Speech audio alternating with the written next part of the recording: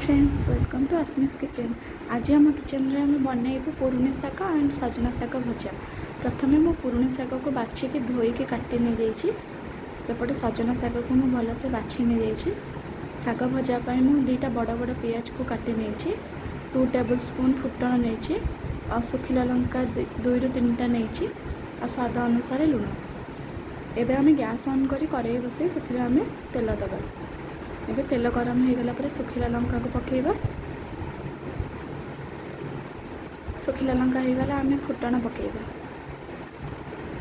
फुटण आमर फुटी आसला परे आम कटा होइथिबा पियाज को पकेबा।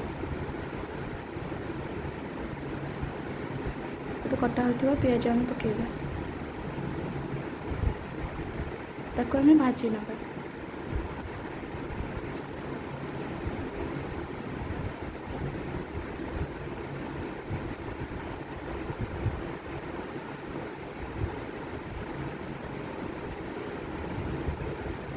एबे पियाज आमर हो आसी ब्राउन कलर।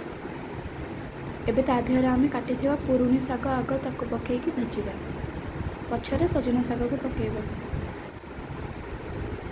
कारण पुरुणी शागर बहुत मॉइस्चर बाहर। तेणुक आग आम से शागटा को पकईकी भाजवा।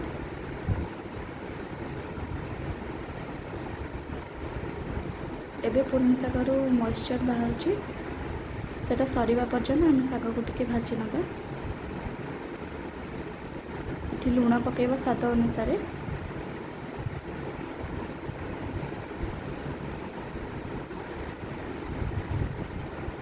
एबे हमर मॉइस्चर प्राय टिके सरी आसलानी मरीगलानी। एबे आम सजना शाग को बछा होइथिबा सजना शाग को पकेबा। एबे आम सजना शाग को पकेइकी भलसे ताको मिक्स करदबा।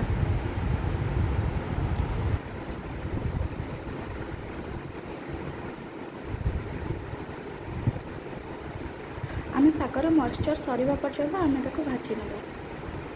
किछि टाइम आम ताको छाड़ी दउथिबा तर मॉइस्चर बाहरला पर्यंत।